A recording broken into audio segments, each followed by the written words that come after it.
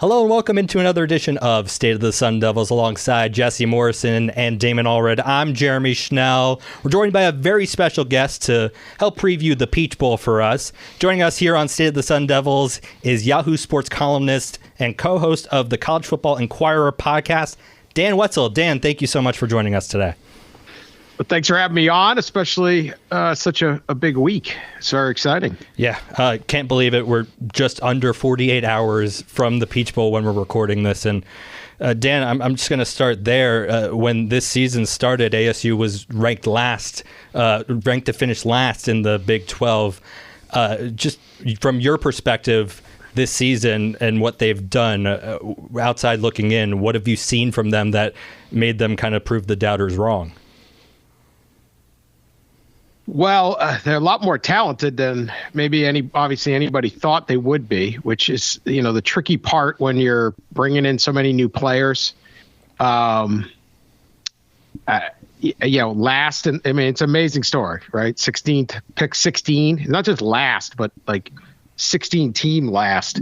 And to fight through all of that and get it going, I think obviously you've got Sam Leavitt turned out to be one of the better quarterbacks in the country. I don't think maybe you guys knew that was coming, but I didn't predict that.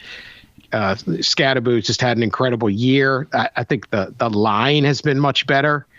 There's been great energy, and kind of once they got it cranked up, other than, I'm not saying anything anyone on this podcast doesn't know, but other than the loss at Cincinnati without Leavitt, they haven't lost since September. And I think there's a bit of a belief that seems to have just kind of taken over, and momentum within a program of everyone believing and maybe believing what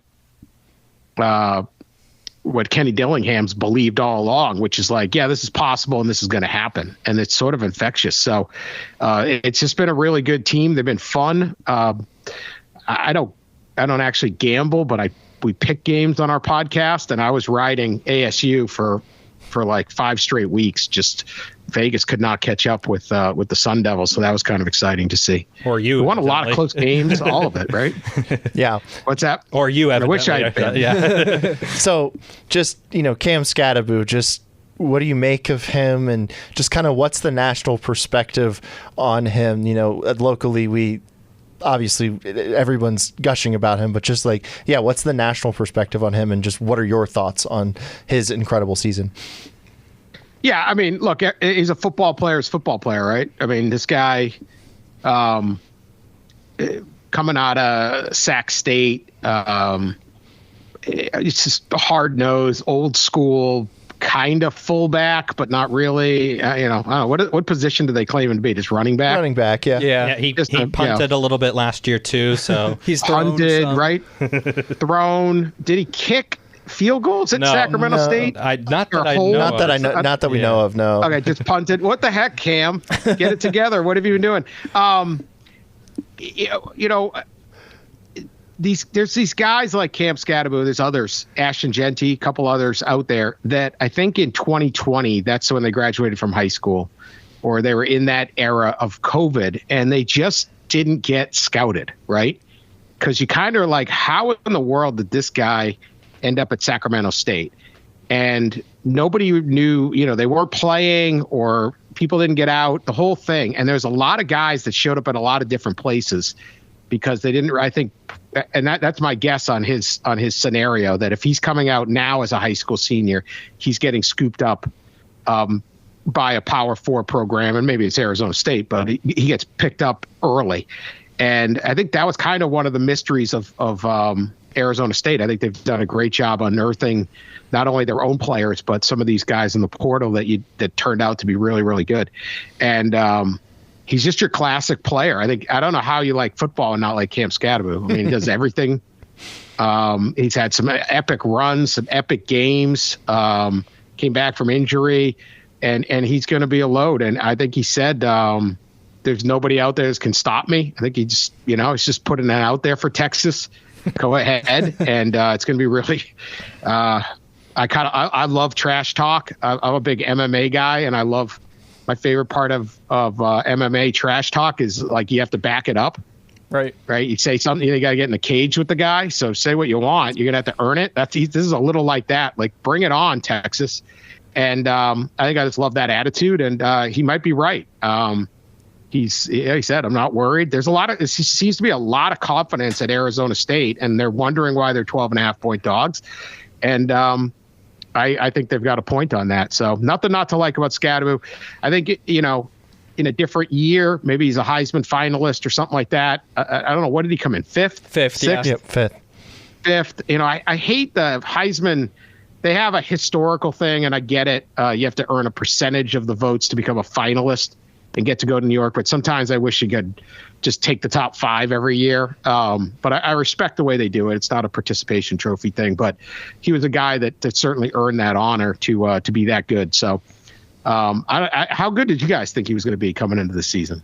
Yeah, I think a lot of us expected him to have kind of a superhuman type of season, but I don't think any of us were expecting Heisman contention at all until, he starts stringing together these 100-yard games back to back to back over and over. But really the biggest surprise, I think, was Sam Leavitt. You kind of mentioned it already, that we weren't expecting him to be as good as he's been, just throughout fall camp. It was a neck-and-neck battle between him and Jeff Sims. You obviously know the national perception of Jeff Sims, and Leavitt eventually ended up winning that battle. It takes till the first bye week and really the injury and the second bye week for things to really click for him. And Jordan Tyson, obviously, they had an amazing connection down the stretch there. You mentioned the trash talk, too, a little bit. He had some trash talk of his own, saying he's going to prove he's better than Quinn Ewers on Wednesday. What do you make of that, and kind of Quinn's unwillingness to jab back at him at media day? Well, he might be. That's not Quinn Ewers' game, too. In fairness to Quinn Ewers, that's just not who he is. He's a pretty quiet guy, and he doesn't have to be anything other than what he is. But if you ask the Texas fans, they're not sure Quinn Ewers is the best quarterback, or plenty of them are pretty convinced he's not the best quarterback in their program. There's a lot of Arch Manning hype. Quinn Ewers is funny. He's the second trip he's led Texas to the playoffs, and they're ready to run him out of town. Now, he has not been brilliant. He's good. He's got a lot of experience, but he's not been a great player the way you would have thought a number 1 overall recruit has been. And Sam Leavitt, I think it's 24 touchdowns, 5 picks, and I think it's maybe just 1 in the last couple months. Interception. So he has been the catalyst. If you have a great quarterback, you can win a lot of games. And one thing about Kenny Dillingham, that you go back through his time, even as a assistant coach, working with Bo Nix at Oregon and working with Jordan Travis at Florida State, like, he has that reputation of getting quarterbacks right. Now, it's funny because you get that's the reputation. Now, how much is a coach and how much is it just Bo Nix being really, really good? No one knows, but the track record is there, right? Bo Nix was kind of stumbling about. He gets to Oregon, it's a whole new world, and now he's obviously a tremendous player in the NFL, right? As a rookie. No one would have thought that a few years ago. So this might be the perfect marriage of a really promising quarterback and a really good coach for that. But that's got to be the key, is the play of Leavitt and when he's on, and not just, the stats are very, very good, but it's sort of the way he plays late in games. And I'm really intrigued. This is a total side note, but they had 3 weeks of practice, and in college football, that's such a big deal.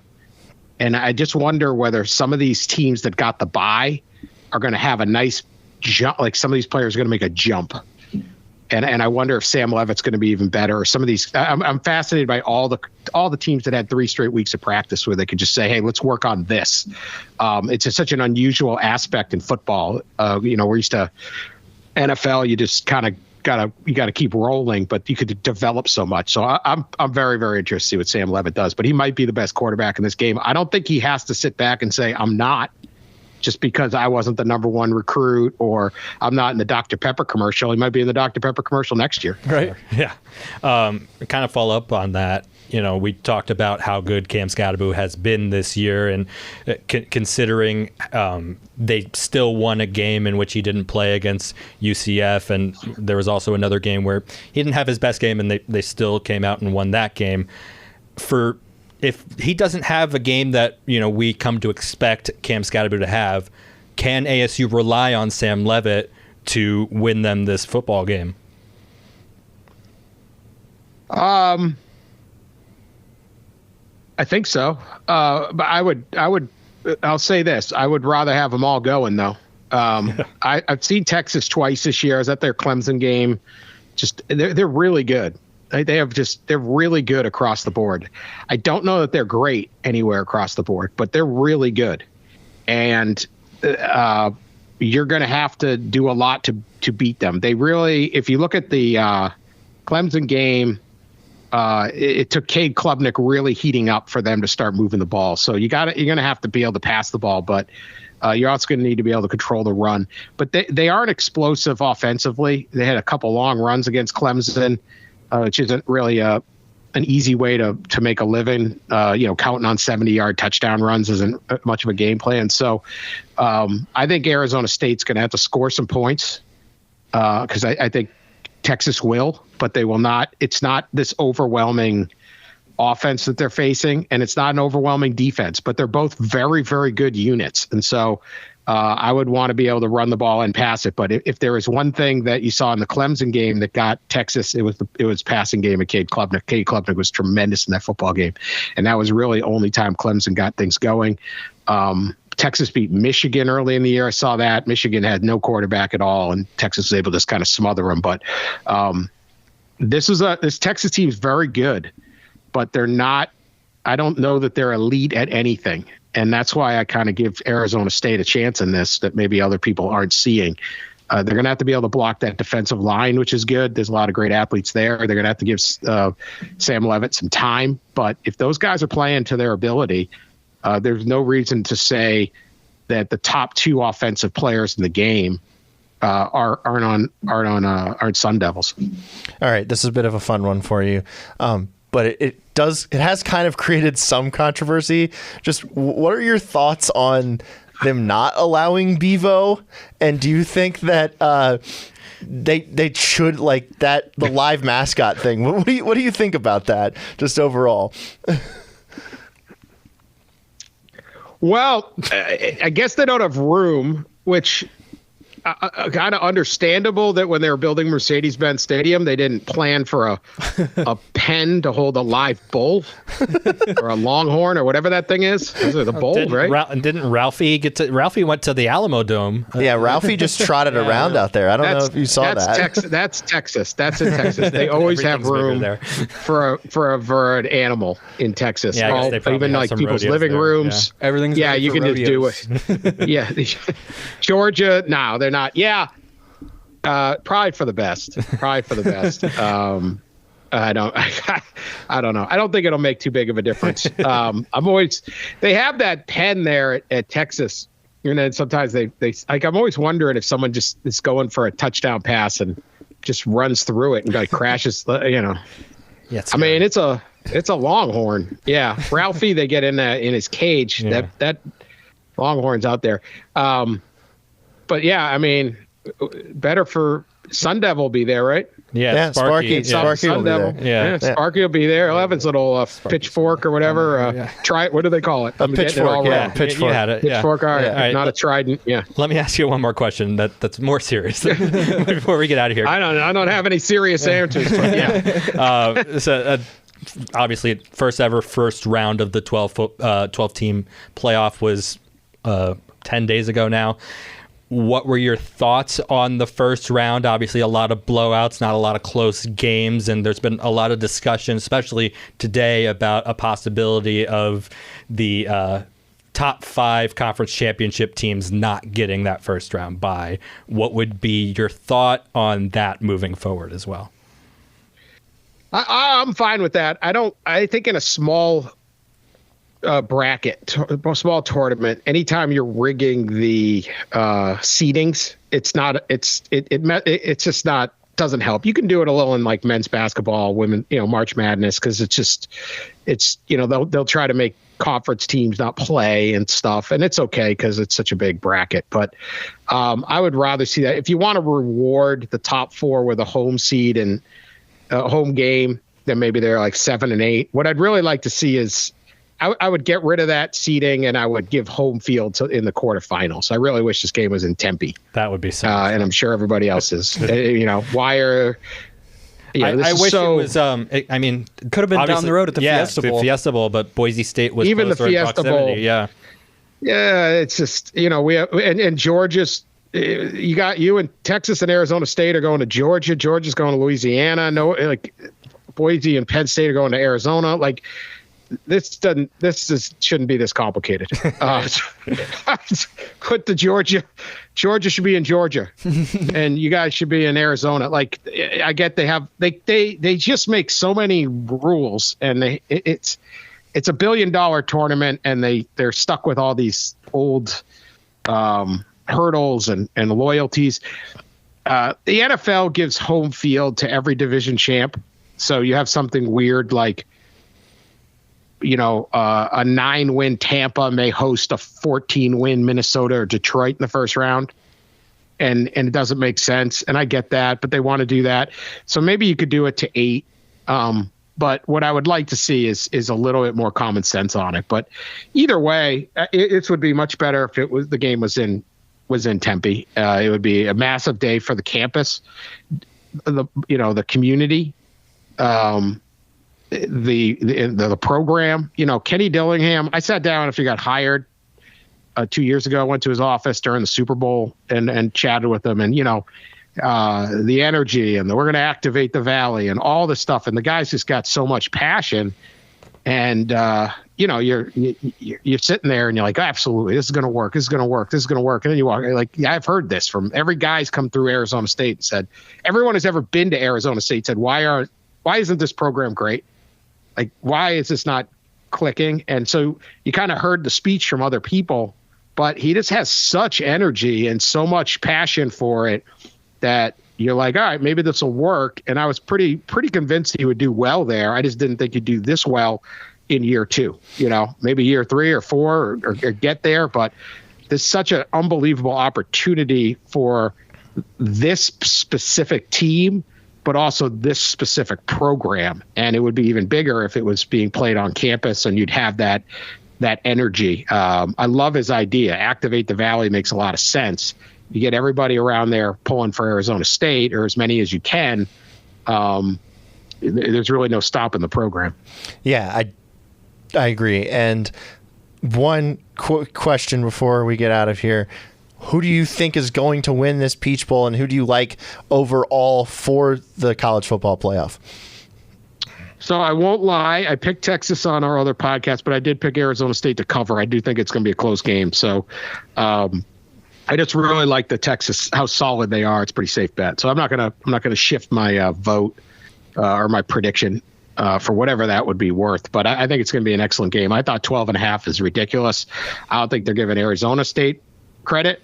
I don't think they've gotten Arizona State right all season in Vegas. I don't think they're giving the Big 12 the credit that they deserve. If anything, Boise State should have a bigger point spread. And I think they're misjudging how explosive Texas is. I just don't see Texas as a runaway kind of team. This is Oregon or Ohio State. Those teams could hang 50 on you really quick. Texas doesn't do that. And if you look, their scores, I have to look them up, but 20 points at Arkansas, and they grind it out. They're kind of a grinded out team, and they do their thing. So I really like Arizona State's chances in this. And if the simple part of what Leavitt and Skattebo are saying, we'll be the best. I'll be the best running back, and I'll be the best quarterback on the field. Then if they're right, Arizona State's going to win the football game. All right, Dan, thank you so much for joining us. That's Dan Wetzel. He joined us here on State of the Sun Devils, Yahoo Sports columnist and co-host of the College Football Enquirer podcast. Thank you so much, Dan. Thanks, guys. Have fun. Thanks again to Dan Wetzel for joining us here on State of the Sun Devils. We're going to go into the matchup of ASU and Texas a little more, obviously, on game day. You can find us on Arizona Sports and 98.7 and the Arizona Sports app, as well as the Arizona Sports YouTube channel. We're going to do a live pregame show at 8:30 a.m. 8 a.m. 8 a.m. 8 a.m. 8 a.m. Not 8:30. Not 8:30. 8 a.m. At 8 a.m. on Arizona Sports. That's Arizona time, just so you know. So what is that? 10 a.m. Atlanta time. 10 a.m. Atlanta 9 time. 9 a.m. Central time. 7 a.m. Pacific time. What time in Europe? I don't know. All right. I don't know. Well, European Devils. yeah, I'll figure it out. Anyway, I'm sure but there yes, are some. ASU is playing Texas in the Peach Bowl. Unbelievable. We're just under 48 hours away from that game. Guys, Sam Leavitt, the other day, he said, not necessarily said, I'm the best quarterback there. He said, he's very confident in his abilities, right? Yeah. He's confident in the fact that he's the best quarterback in this game. And he's been this confident all year. Let's talk about that, too. And I would say it's kind of taken out of context because I don't think he was throwing shade at Quinn Ewers. He's just confident in his own ability. Confident. Yep. Yes, I don't think people realize that. He also said he preempted his answer with saying that he respects Quinn Ewers and he takes a lot from his game. Watches him a good bit. Yes. So anyway, Sam Leavitt is better than Quinn Ewers. I'm going to come out and say it. I agree. Yes. I think here's the difference between Sam Leavitt and Quinn Ewers. Quinn Ewers has a bunch of people, as Dan said in his when he joined us, a bunch of people out there that want his backup, Arch Manning, because Arch Manning has looked pretty good at times this year when he's played, and Quinn has had some inconsistencies, and I just find him to be. I don't really understand the pro comps for him. I just don't see where he is as Bleacher Report says Andy Dalton. Yeah, I don't get it. Another quarterback that played at a Texas school. Yeah, for sure. But There's the through line. But I'm sorry. I mean, Andy Dalton now isn't great, but there was a 5-6 year stretch where Andy Dalton was the starting quarterback of a. Yeah, he was a top 10 quarterback in the league. He was a top 10 quarterback in the league. He almost won an MVP once. Yeah, he's a pretty good player. Thanks to AJ Green. So I really don't think that AJ Green, the other AJ Green. Yeah, I really think that Quinn Ewers is kind of average. I do not see him as Andy Dalton for sure. He's not the red rifle. He's definitely not the red rifle. I would say this without hesitation. He is probably the weakest point of this Texas football team. Let me pause you guys. Yeah. Let me pause you guys here because you forget he is the cover athlete of College Football 25. So that doesn't matter about the play on the field. Yeah, he has also regressed this year. I think his best football was actually 2 years ago in 2022, and then last year he was okay. They went to the playoff, obviously. Getting to almost 3,000 yards in college football is no hard. That's not an easy feat. That's pretty good. But the 10 interceptions, the 24 sacks. It's the most interceptions and the most sacks taken out of any quarterback left in the playoff. Yes. So, Well, let's put an asterisk there because Gunnar Stockton has barely played for Georgia. Correct. And we're going to get into our top 8 quarterbacks left in the college football playoff. Yeah, Let's go in a second. Huge. But yeah. First things first wants this segment. But here's what I'll say. You talked about his, he takes a lot of sacks, throws a lot of picks. He has one of the best offensive lines in the entire country. And one of the best receiving cores. It's something that we talked about a lot with Caleb Williams last year, Jesse, you and I, when we were looking at him. He holds on to the ball a long time, takes a long time to go through his reads. I think that's probably a little bit of his issue there. Had some real ankle issues, too. Had a really hefty brace on his ankle that made him more of a bionicle than a man, but I feel like this is more of a Quinn Ewers hate segment than a Sam Leavitt love segment. Let's get into that. Let's get into that. Sam's been great. He runs the ball really well. I think that Quinn is not as mobile as Sam. Sam has been super accurate as of late. His deep you ball. mentioned the mobility real quick. Quinn is also the only quarterback left in the playoff who has negative rushing yards on the negative year. rushing yards. I see now it just turns into negative 65. Now it just turns into us bashing Quinn Ewers again. But no, Sam has been really good, especially the second half of the season, especially once he returned from that injury against Cincinnati that he wasn't able to play because of the Utah injury.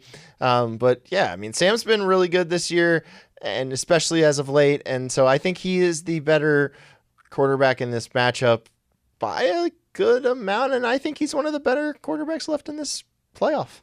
Yeah, only one interception since he came back from that injury, and just has been amazing, and really much more than we could have asked for coming into the year, given what that quarterback battle was, as we alluded to with Dan. Okay. Top 8 quarterbacks left in the college football playoff. Can we all agree on number one? Dylan Gabriel? Dylan Gabriel. Yeah. Yes. Dylan Gabriel. So are we going 1 through 8, or are we going 8 Let's through go 1? 1 through 8. 1 through 8. Okay. Number 2, Jesse. I'm going to say that the number 2 Hurry up. quarterback in this whole... Okay. Rapid fire. You know, now you're slowing me down. Yeah. I think the number 2 quarterback left in this is Sam Leavitt. I do not see any of these Blasphemy. guys being better. Wow. I'm going to go Will Howard here, just to be a little safe. Enough of that guy. He's been really good. I don't think Riley Leonard is much better than Sam Leavitt. He's not better I don't at all. think he's better at all. I think his rushing stats kind of speak for themselves, guys. He's got 751 rushing yards and 15 touchdowns. Ooh, 15 is pretty good. 751 yards. He's no Bryson Daly. I'm gonna go Riley Leonard at 2, and I'll say my third. I'm gonna go Sam Leavitt at 3rd. Okay. Snake style. I will go Sam Leavitt 3rd. Okay. All right, I'm going to go with Drew. Wait, so just to make it clear, we all have Sam Leavitt as a top 3 quarterback left in this playoff? Correct. Yes. Correct. Okay. Yeah, I have him at 2 because I'm right here. All right, I will give my 3 and 4 since we're doing a snake style here. I'm going to go with Drew Aller at 3rd. I think he's been a pretty solid quarterback this year. And then it's really hard for me to choose between Riley Leonard and Maddox Madsen. And Will Howard. Will Howard's not very good. Wow. Not even a top He's got 4? 3,100 yards this season. I've watched He's him been play. He's so not good. He was a downgrade from the guy at Syracuse. 73% completion percentage. Downgrade from who they could have had, who was that's almost a not what Heisman finalist. We're not comparing him to Kyle McCord. We're comparing him to Drew Aller has a 68% completion percentage. Drew Aller's better. He wasn't even the Not only in completion quarterback on percentage. his team this year. All right. All right. Well, anyway, Damn it. I'm going Riley Leonard after Drew. I'm going to go a little Aller. wild card Drew Aller. here and do Maddox Madsen over Drew Aller, with Drew Aller as my 5. I'm going Will Howard, then Drew Aller. Okay. All right, Damon. I'll go Riley Leonard. No. I'll go Quinn 6, Riley Leonard 7, and then Gunnar Stockton 8. I think Okay, Gunnar so we're just Stockton is going to wrapping be it up all of here. our 8s. Yeah. Damon just be going. All right, I will wrap it up then. I will go with. I think I'll go with. This is hard. I think I will go. You're gonna Maddox Madsen, Quinn Ewers, and then Will Howard. Okay, hold on. And then Gunnar Wow, Stockton. Maddox better than and, Quinn? And then Gunnar Stockton. Gunnar This Stockton's is a the Quinn worst. hate I- segment I'm- from Jesse. I don't like him that much. I don't think he's very good. I'm going Quinn Ewers, then Maddox Madsen. There you go. So And then Gunnar 8. And then Gunnar Stockton. So we 8. all have Gunnar Where? 8. Okay, real quick. If we were making this list with Arch Manning instead of Quinn Ewers, would he still be where Quinn Ewers is? No. I think Arch is a little better. Yeah. Personally. He would probably be top 4, top 5 for me. Yeah. Wow. Yeah. I think Arch is a little better. I think we'll see. I think All right. Arch. So Yell at us in the comment section. yeah. Tell us what you think. We'll put this up on a Twitter poll too. yeah. Yeah, please be super extra not nice to Jeremy, What'd I do? but be super nice to me and Damon. What in the world? Why me? I didn't do anything. I don't approve of that. Anyway. I approve of it. Yeah, please tell us we're idiots in the comment section. I don't care. That's gonna do it for Wait, this real edition. quick, do we want to hit on Pop-Tart Bowl? Yeah, it was awesome. I would love to have an edible mascot. Yeah, okay. All right, here's my hot take. We need to have the Pop-Tart Bowl be a playoff bowl. That's not a hot take. I mean, that would be so fun. take. Think about Good that. take. Great Think take. about the or what? Why don't they just make it the national championship game? Well, I mean, like, come on. Imagine the national champion out there holding up a edible frosted Pop-Tart mascot and eating that after winning the title. There could be nothing better than that, in my opinion. 2 other quick bowls to hit on. Rate Bowl, shout out to Kansas State's Chris Kleiman for being very supportive of ASU, saying that they've got a lot of ASU fans in the building for this playoff. And, they're gonna be And then rooting for the them. People's Big 12 Championship. The People's Big 12 Championship. BYU dominated Colorado. Thanks for making that BYU win for ASU look even better. Yeah. The People's Big 12 Championship was basically very similar to the regular and actual Big 12 Championship. Yeah, the actual total blowout. And if you didn't hear, Jake Retzlaff, the quarterback of BYU, said that this was the People's Big 12 Championship. Nobody wanted to watch that game. I mean, I was watching NFL. I don't know Everybody about you forgot guys. the Alamo. Yeah. That's going to do it for this edition of State of the Sun Devils. Thank you so much for listening and watching. You can find us on all forms of social media. At AZ Sports Devils is where you can find us. You can find all of Damon's articles on the Arizona Sports app and arizonasports.com. He's got a great piece out there right now about, the doubters that ASU. Doubters have been the gas. Yeah. Great line from X. And I think Skattebo also said that no one can stop him, as our guest Dan Wetzel said earlier. So that's going to be going up on arizonasports.com at some point as well later today. Jesse, you look like you need to say something. Oh, just tune into our show. He was going to say we have threads. It's gonna be great. No, I'm just gonna say no. It's gonna be great. Tune into our pregame show. We're also gonna have a postgame show, if time permits. Yeah, if it's not like a 4 we overtime will have game. a postgame show one way or the other. Yeah, it will either be live or it will This has gone on way too long. We need to get out of here. I know that, but I'm just letting people know that our job is to inform. Thank you and goodbye. Thank you and goodbye. Thank you and goodbye. For Jesse Morrison, Damon Allred, I'm Jeremy Schnell. Thank you and goodbye. We'll see you before the college football playoff that ASU apparently is playing in. That's crazy. That's crazy. How about that? Thank you and goodbye.